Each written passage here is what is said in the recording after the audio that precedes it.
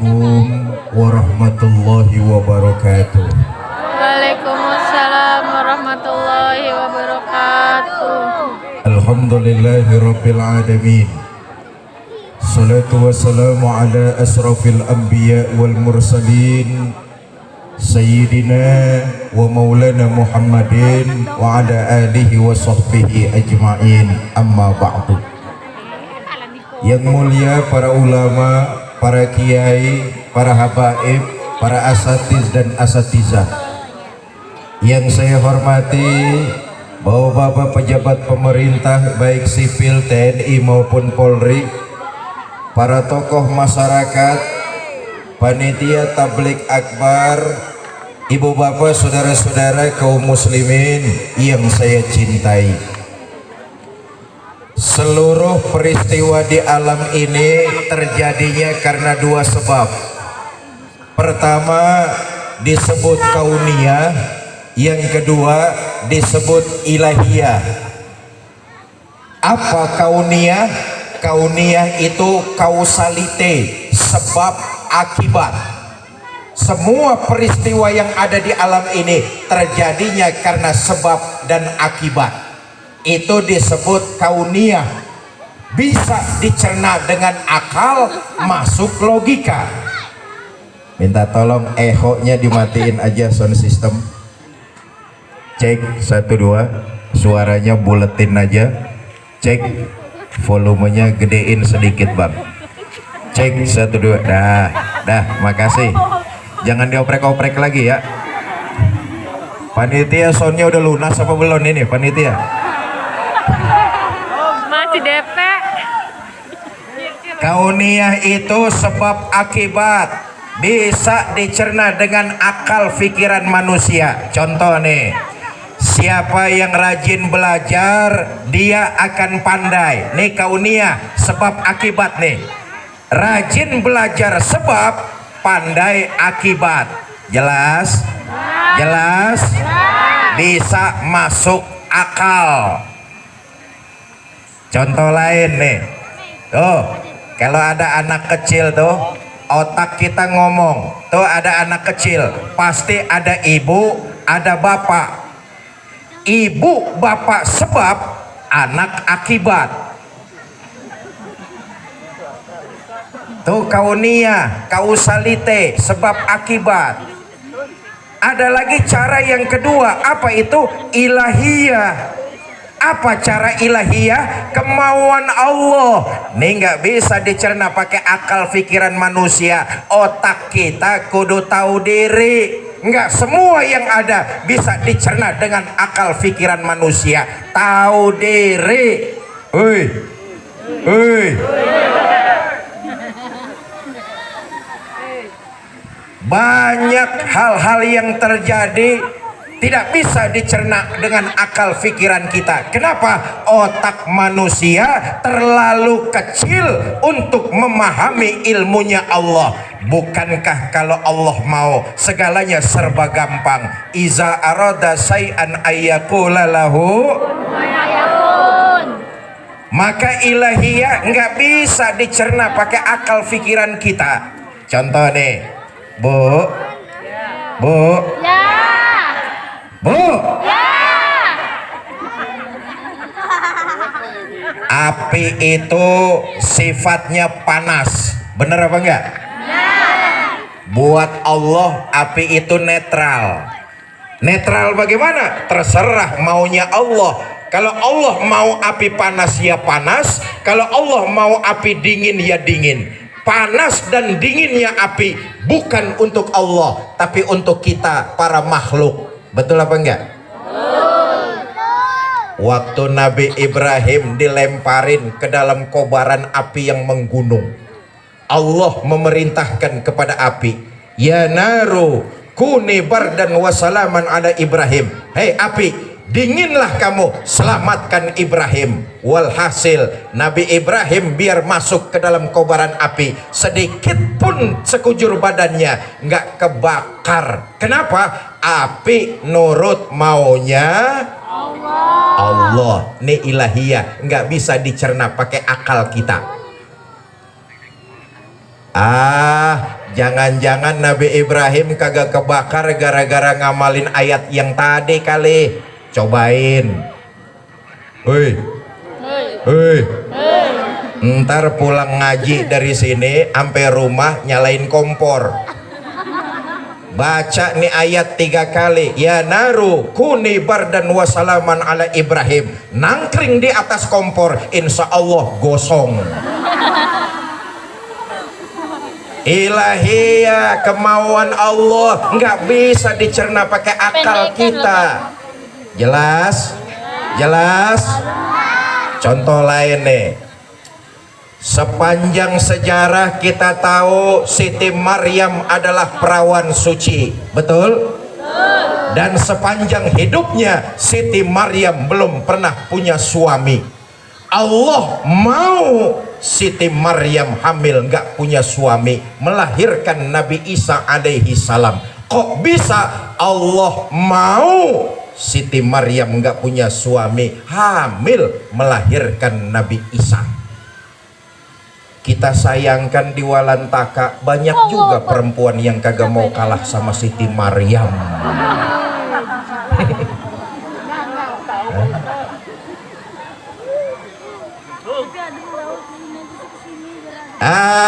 Isra dan Mi'raj ini maunya Allah. Ayatnya tadi dibacakan oleh kori kita. Nabi dijalankan, Allah yang menjalankan. Tembus melewati 3 alam. Alam nasut, alam malakut, alam lahut. 3 alam ditempuh dalam waktu yang relatif singkat. Kok mampu? Allah yang jalanin, Nabi Muhammad yang dijalanin. Jelas? Kalau Allah mau, tidak ada yang sulit buat Allah. Akal kudu tahu diri. Hei. Kita lihat nih. Isra dan Mi'raj adalah perjalanan yang dimulai dari masjid ke masjid. Betul apa enggak? Masjidil Haram ke Masjidil Aqsa. Ini alam nasut, alamnya manusia. Isra Mi'raj sudah ditandai dengan perjalanan dari masjid ke masjid. Apa artinya nih? Kita umat Islam kiara, hidupnya tidak boleh jauh-jauh dari masjid. Umat Islam dengan masjid tidak boleh berpisah. Umat Islam dengan masjid kayak air sama ikan, nggak boleh jauh-jauh. Jelas? Saya tanya, ada nggak ikan yang kagak doyan hidup di air? Ada, namanya ikan mau mampus.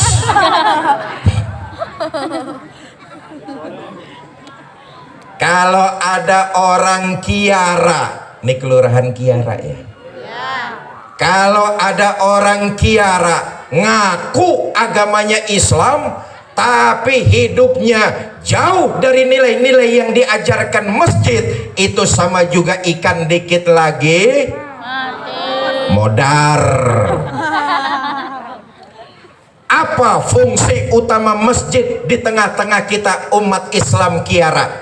Ini aja yang pengen saya sampaikan. Mudah-mudahan pidato saya selesai dalam waktu 5 menit ini. Sampai jam berapa? Sampai jam 2. Lu ikut patungan goceng aja nawar. Ya, tapi perlu saya ingatkan, tetap Bapak Ibu saudara-saudara jaga prokesnya. Karena memang kita masih dilanda COVID-19. Apalagi sekarang ini mutasi virusnya cepat. Terakhir Omikron, penyebarannya begitu luar biasa, begitu sangat masif. Tetapi memang bahayanya konon menurut penelitian rada sedikit mendingan daripada COVID yang awal-awal tersebut. Tetapi tetaplah kita harus menjaga protokol kesehatan. Jelas ya? Pertama, fungsi utama masjid di tengah-tengah kita umat Islam nih. Masjid tempat kita meningkatkan kualitas iman dengan memperbanyak amal ibadah, khususnya ibadah sholat. Bukankah Isra dan Mi'raj turunnya perintah sholat? Lihat lagi sejarah, saudara. Ibadah-ibadah yang lain Allah turunkan melalui perantara malaikat Jibril, tapi khusus ibadah sholat Allah sendiri yang memerintahkan baginda kita Nabi besar Muhammad. Maka masjid tempat kita meningkatkan kualitas iman dengan memperbanyak ibadah, khususnya ibadah sholat. Ketahuilah, yang hadir malam ini di sini nanti di akhirat akan ditanyakan tentang sholat kita masing-masing. Oi, oi, nih semua nih bakalan ditanya nanti nih. Kata Nabi, awwalu ma yuhasabu bihil abdu yaumal qiyamah as-shalah. Amalan pertama yang nanti di akhirat akan ditanya, amalan sholat. Kamu siapa? Saya, Pak. Saya siapa? Saya pengikutnya Nabi Muhammad. Benar? Benar, Pak. Baik, kalau kamu ngaku jadi pengikutnya Nabi Muhammad, ciri pengikut Nabi Muhammad rukaan sujada, orangnya mendirikan sholat. Dulu waktu hidup di Kiara pernah sholat? Pernah, Pak. Berapa banyak? Kagak banyak-banyak, Pak. Setahun cuma 2 kali. Sebab sering dikatakan orang sholat itu macam-macam. Ada yang sholatnya harian, ada yang sholatnya mingguan, ada juga yang sholatnya tahunan. Yang harian ada 2 tuh, ada yang rapet, ada yang bolong-bolong. Kalau yang bolong-bolong, zohornya kena, asarnya terbang, maghribnya ketangkep, isaknya melayang. Yang bolong-bolong masih mending daripada yang seminggu sekali. Jumat doang diincar tuh. Ada di sini yang kayak begitu, ada? Yang mana orangnya?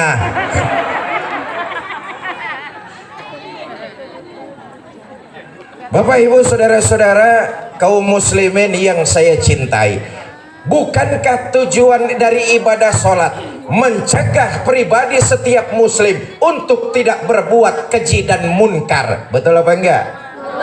Sholat yang kita dirikan seharusnya bisa mencegah kita dari perbuatan keji dan munkar. Tapi sayang, seribu sayang, sebagian besar di antara kita rupa-rupanya masih aja mengerjakan sholat tapi tetap berbuat keji dan munkar. Kenapa? Sholatnya cuma sekedar menggugurkan kewajiban. Sholatnya cuma sekedar rutinitas saja, menggugurkan kewajiban. Dampaknya tidak tertanam dan teraplikasi dalam kehidupan sehari-hari. Makanya nggak usah heran kalau saudara ngelihat ada orang sholatnya rajin, maksiatnya tekun, sedekahnya mau nyolongnya lebih gede dari yang disedekahin. Kenapa? Sholatnya tidak mampu mencegah perbuatan keji dan munkar. Apa sholatnya yang salah? Oh, tata cara sholatnya yang harus diperbaiki. Jelas? Jelas? Seorang muslim kalau dia melaksanakan tata cara sholat dengan baik dan benar, sholatnya kemudian khusyuk, maka perilakunya akan melahirkan perilaku-perilaku yang terpuji, bukan perilaku yang keji. Kenapa? Perilaku keji ada pada hewan dan binatang saja. Rupa-rupanya memang apa yang ditegaskan Allah dalam Al-Quran itu sangat tepat dan sangat betul. Allah menegaskan dalam Quran, ulaika kal an'am, manusia yang berperilaku keji sesungguhnya sama seperti hewan, balhum adol, bahkan mereka lebih rendah daripada binatang. Quran sudah mengatakan dengan tegas seperti itu. Rupa-rupanya apa? Perilaku binatang ada pada diri kita manusia. Perbuatan-perbuatan keji ada pada sifat binatang yang ada dalam diri kita masing-masing. Maka sholat mencegah supaya perilaku-perilaku tersebut tidak muncul ke permukaan, berbuat perilaku yang baik. Bahkan dalam satu riwayat diceritakan, saudara, nanti di akhirat ada orang dibangkitkan, badannya manusia tapi mukanya muka macan. Kenapa? Perilakunya waktu hidup di alam dunia perilaku macan. Nah, kita lihat nih. Apa perilaku macan? Mau menang sendiri, egois, nggak mau denger omongan orang. Tuh perilaku macan. Yang mau menang sendiri perilaku macan. Lihat saja, dimanapun ada hutan pasti rajanya macan, betul? Walaupun hutan belum pernah bikin pilkada, tapi macan nggak mau tahu ada pilkada apa enggak, pokoknya saya raja. Setelah macan naik jadi raja, bukan ngayomin rakyatnya, malah makanin rakyatnya sendiri. Macan, yang kagak mau ngalah macan. Ada nggak perilaku manusia yang kayak begini nih? Maka dibangkitkan badannya manusia, mukanya muka macan. Nauzubillah min dzalik. Ada lagi di akhirat orang yang dibangkitkan badannya manusia tapi mukanya muka monyet. Bu, ibu tahu monyet? Ya taunya jangan melototin saya.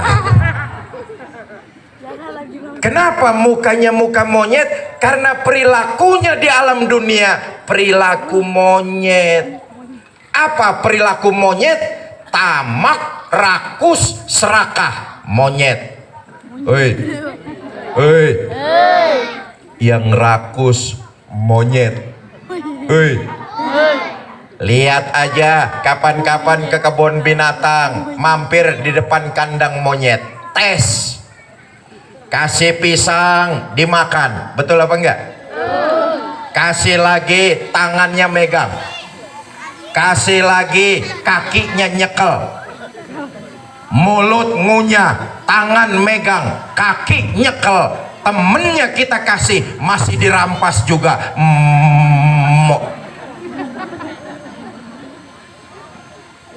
Selama mental monyet masih bergentayangan di Serang, monyet. Selama mental monyet masih bergentayangan di Banten, selama mental monyet masih bergentayangan di Indonesia, kesejahteraan, kemakmuran, pemerataan hanya akan cuma tinggal kenangannya saja. Yang kaya akan bertambah kaya, sementara yang miskin akan tambah sengsara. Kenapa?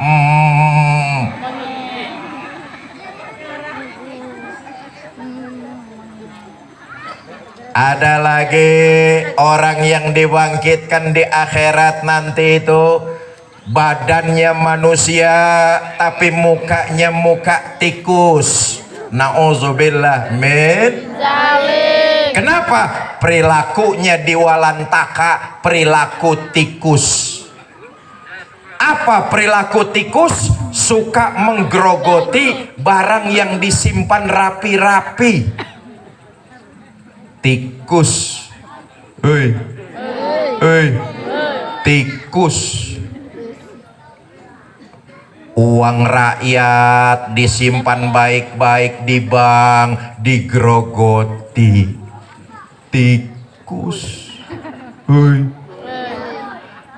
Beras rakyat disimpan baik-baik di Bulog, digerogoti. Tikus. Suami naruh uang di lipetan baju. Ayo ngaku lu.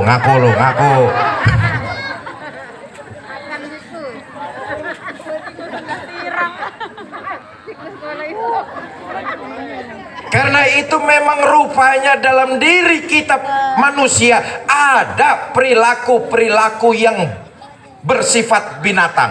Sebab itu tujuan dari sholat tidak lain dan tidak bukan agar pelakunya terbebas, terhindar dari perbuatan keji dan munkar. Lagi-lagi saya katakan Bapak Ibu Saudara-saudara, selama ini kita hanya sekedar banyak di antara kita yang cuma menggugurkan kewajiban. Sholatnya mah sholat, tapi tetap saja perbuatan keji dan munkar dilaksanakan. Maka mulai malam ini dan seterusnya, ayo kita perbaiki tata cara sholat kita. Kita lebih khusyukkan lagi supaya perilaku-perilaku terpuji tercermin dalam kehidupan sehari-hari setelah kita selesai melaksanakan ibadah sholat. Karena itu Bapak Ibu Saudara-saudara, di antara amalan-amalan yang utama adalah amalan ibadah sholat. Ini paling awal ditanyakan nanti di akhirat kepada diri kita masing-masing. Karena itu apalagi tadi saya dibisiki oleh panitia, rupanya ini gabungan penyelenggara tablik akbar malam ini masyarakat perumahan Kiara Rahayu dengan 2 DKM Masjid At-Taqwa dan Ar-Rahmah, betul ya? Ayo makmurkan masjid-masjid kita tuh At-Taqwa dan Ar-Rahmah dengan apa? Dengan amalan utama sholat.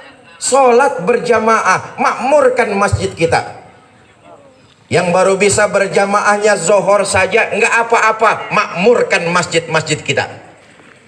Yang baru bisa berjamaahnya asar saja nggak apa-apa, makmurkan masjid kita dengan sholat asar berjamaah dengan tata cara yang baik dan khusyuk. Kenapa? Supaya perilaku terpuji. Selesai melaksanakan sholat, kita tebarkan dalam kehidupan bermasyarakat.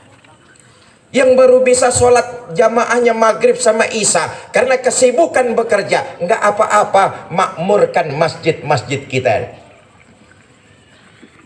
Maaf ya Pak, Bu, kita ini cobalah kita renung lalu kita hitung. Sehari semalam Allah memberi kita waktu itu 24 jam. Betul apa enggak? Ayo kita hitung-hitung nih.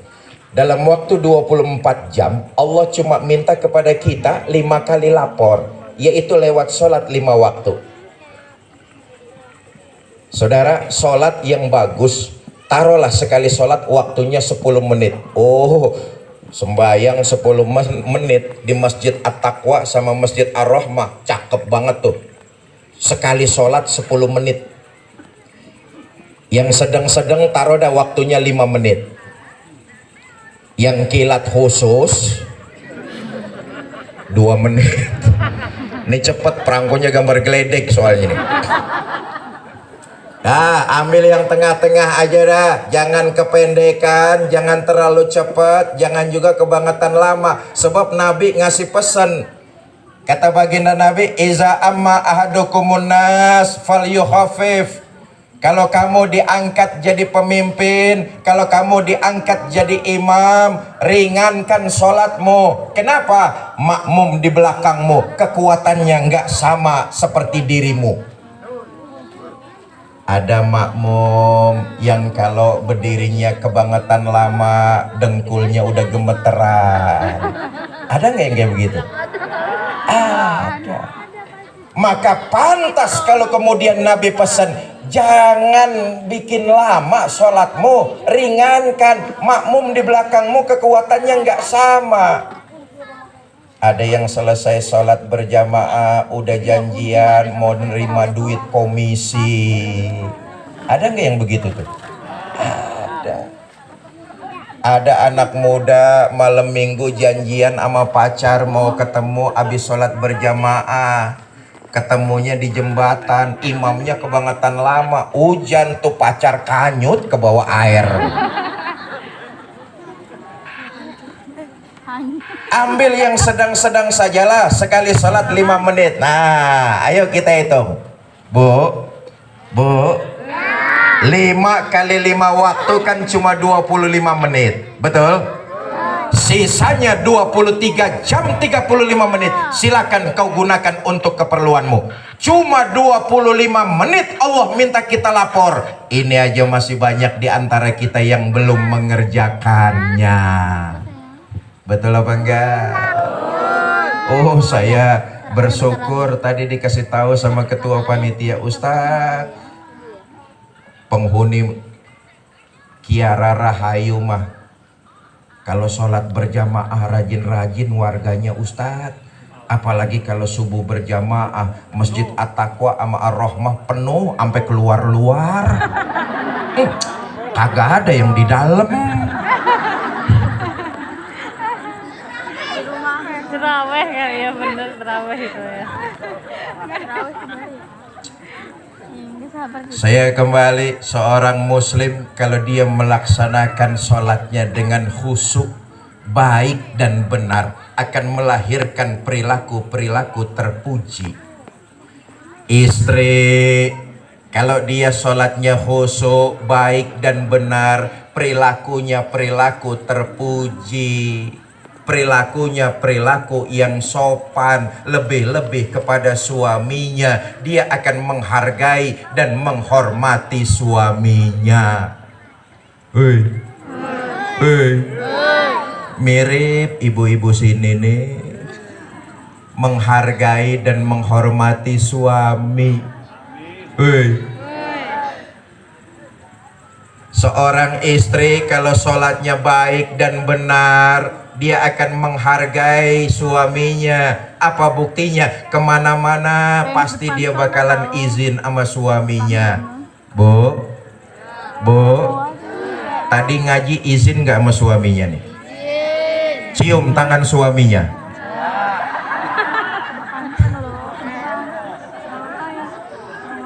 Nyelonong baik. Pun sebaliknya, seorang suami kalau dia sholatnya khusyuk, baik dan benar, dia akan memperlakukan keluarganya, dia akan memperlakukan anak dan istrinya dengan perlakuan yang lembut dan romantis. Kita lihat contoh dan teladan kita tidak lain adalah baginda Nabi besar Muhammad Sallallahu Alaihi Wasallam. Nabi itu sholatnya luar biasa.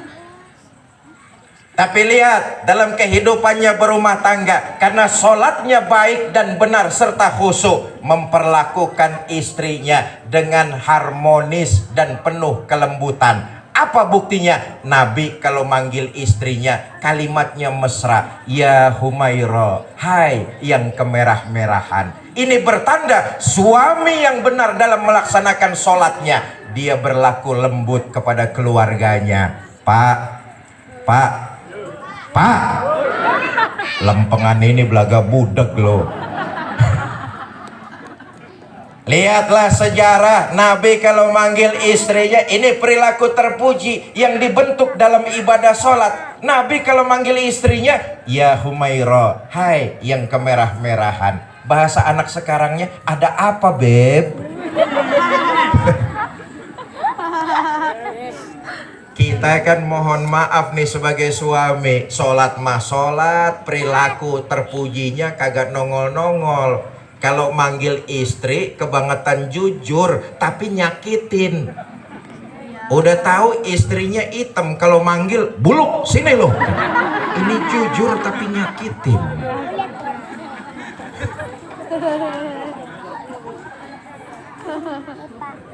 Bapak Ibu saudara-saudara kaum muslimin yang saya cintai. Amin.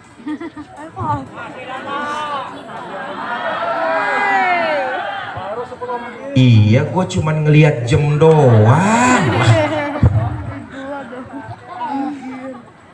Karena itu, ayo momentum Isra dan Mi'raj ini, kualitas iman kita harus meningkat. Tempat kita mengerjakan berbagai macam amal ibadah, salah satunya yang utama adalah ibadah sholat. Dan sholat hendaknya memunculkan perilaku-perilaku terpuji pada setiap kita umat Islam ini. Yo, kalau sudah perilaku terpuji yang muncul dari didikan ibadah sholat, itu baru jadi muslim yang rahmatan lil.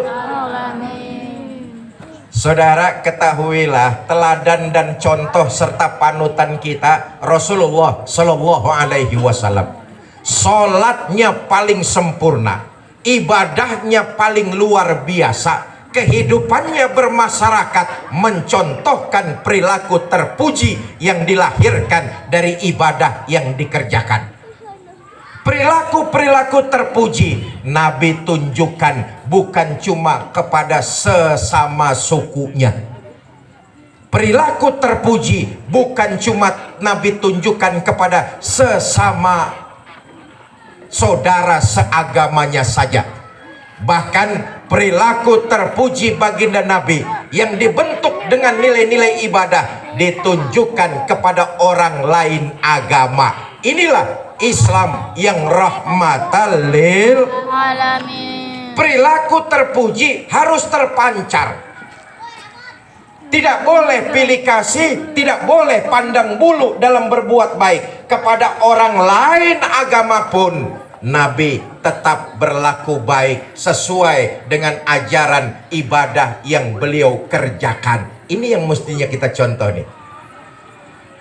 Maaflah, kita ini terjebak sholat cuma sekedar menggugurkan rutinitas. Akibatnya kalau mau berbuat baik, kita ini sering pilih-pilih.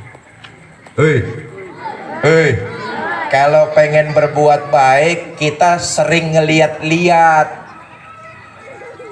Lo kan bukan satu suku sama gua, kenapa mesti gua bantuin? Lo kan bukan temen gua, kenapa mesti gua tolongin? Ini terjebak hanya sekedar sholat, menggugurkan rutinitas saja, menggugurkan kewajiban saja. Orang yang sholatnya baik dan benar, dia dalam berbuat baik, perilaku-perilakunya terpuji, dia tidak akan pernah pilih kasih dan pandang bulu. Nabi kita Muhammad Sallallahu Alaihi Wasallam contoh teladan utamanya. Kita lihat nih, satu riwayat pernah menceritakan, saudara, di pojok kota Madinah ada orang Yahudi buta tua. Nabi perilaku terpujinya tidak pernah pilih kasih dan pandang bulu. Di pojok kota Madinah ada orang Yahudi tua buta. Tiap hari Nabi datang nyuapin makanan. Kita lihat, Nabi sukunya orang asli Mekah, ini orang Madinah. Nabi pemimpinnya orang-orang beriman, ini Yahudi kelotokan. Tiap hari Nabi datang nyuapin makanan. Lagi enak-enaknya disuapin makanan, ini Yahudi dengar di depannya ada orang lewat, berdiri pidato dia. Bang, yang barusan lewat di depan saya, hati-hati kalau ketemu Muhammad, jangan dipercaya omongannya, Muhammad tukang bohong. Padahal yang lagi nyuapin dia junjungan kita baginda Nabi besar Muhammad Sallallahu Alaihi Wasallam. Perilaku terpuji. Marah Nabi? Enggak. Merah kupingnya? Enggak. Nabi terus nyuapin dengan penuh kelembutan, cinta dan kasih sayang. Allahumma sholli wa sallim wa barik. Perilaku terpuji, enggak pernah pilih kasih dan pandang bulu. Besok Nabi datang nyuapin lagi. Sedang enak-enaknya disuapin, ini Yahudi dengar di depannya ada orang lewat, berdiri pidato lagi Yahudi ini. Mas, yang barusan lewat depan saya, hati-hati kalau ketemu Muhammad, jangan dipercaya omongannya, Muhammad tukang sihir. Nabi terus nyuapin dengan penuh rasa cinta dan kasih sayang. Saya tanya orang Kiara masih mau nyuapin kalau yang kita suapin caci maki kita? Hah? Suapin dah terus, cuma makanannya campurin racun dikit. Tonjok. Begitulah ibadah, terutama khususnya ibadah sholat, memunculkan perilaku terpuji, memendam perilaku-perilaku hewani. Perbuatan keji dan munkar, khususnya perbuatan keji, adalah perilaku hewani. Satu, Masjid tempat kita meningkatkan kualitas iman dengan memperbanyak amal ibadah, khususnya sholat. Yuk makmurkan masjid kita. Bu, Pak, makmurkan masjid kita, jaga kenyamanannya. Maaf nih, soal memakmurkan masjid kita semangat, tapi kita sering teledor menjaga kenyamanannya. Banyak di antara kita ini masjid atau musola karena memang salah kita sendiri, kita teledor, kurang bisa menjaga kenyamanannya. Kita tahu masjid kalau nyaman akan menambah kehusuan beribadah sholat. Tapi karena kita sering teledor, kita kurang bisa menjaga kenyamanannya. Apa buktinya Ustadz? Lihat, masjid kalau udah ngerasa kagak nyaman, apaan aja yang geletak hilang. Betul apa enggak? Jam dinding hilang, kipas angin hilang, ampli hilang, kotak amal hilang. Kita sering teledor, tidak mau menjaga kenyamanannya. Apa saja yang geletak hilang. Duh, sebaliknya di gereja nyaman luar biasa. Apa buktinya? Belum pernah saya dengar ada piano hilang di gereja. Kita di masjid jangan piano, sendal butut masih diambil orang. Betul apa enggak itu? Karpel. Kita ini sering teledor, kurang bisa menjaga kenyamanannya. Apaan aja kalau udah geletak, ada aja yang ngambil, hilang. Betul apa enggak? Makanya konon di masjid tuh cuma dua yang kagak bakalan hilang. Pertama, beduk. Ini beduk nggak bakalan hilang, biar malam takbiran dibawa muter komplek sama bocah. Mau subuh, beduk udah balik lagi ke tempatnya tuh. Bener apa enggak? Yang kedua yang gak bakalan hilang katanya keranda jenazah. Coba-coba lu colong kesurupan. Katil. Yuk, kualitas iman kita tingkatkan dengan memperbanyak amal ibadah, khususnya sholat. Makmurkan masjid kita dengan yang wajib saja dahulu, sholat berjamaah. Satu. Yang kedua, Bapak Ibu Saudara-saudara, fungsi utama masjid di tengah-tengah kita masyarakat Kiara. Sesungguhnya masjid mengajarkan kepada kita nilai-nilai kerukunan, nilai-nilai persamaan. Rumah kita mungkin saja hadapnya berbeda-beda. Ada yang rumahnya menghadap ke utara, ada yang rumahnya menghadap ke barat, ada yang rumahnya menghadap ke selatan, ada yang rumahnya menghadap ke timur. Rumah kita menghadapnya sangat berbeda-beda, betul? Tapi di Masjid At-Taqwa dan Masjid Ar-Rahmah kita diajarkan nilai-nilai persamaan dan persatuan. Apa buktinya? Rumah kita boleh berbeda-beda arahnya, tapi begitu kita hendak melaksanakan sholat berjamaah, kita menghadap arah yang sama. Betul apa tidak? Membaca bacaan yang sama, mengikuti tuntunan Nabi yang sama, menyembah Allah Tuhan yang sama. Maka di Masjid At-Taqwa dan Masjid Ar-Rahmah mengajarkan kepada kita cari terus persamaan, jangan memperbesar perbedaan. Malam ini yang hadir ada nggak 100 orang nih? 1000. Oke, dari yang 1000 hadir di sini ada nggak yang mukanya sama nih? Jangankan muka sama, senyum kita saja beda-beda, betul? Karena itu ayo belajar dari Masjid At-Taqwa dan Masjid Ar-Rahmah. Cari terus persamaan, jangan memperbesar perbedaan. Sampai kiamat perbedaan tetap saja ada. Justru perbedaan harus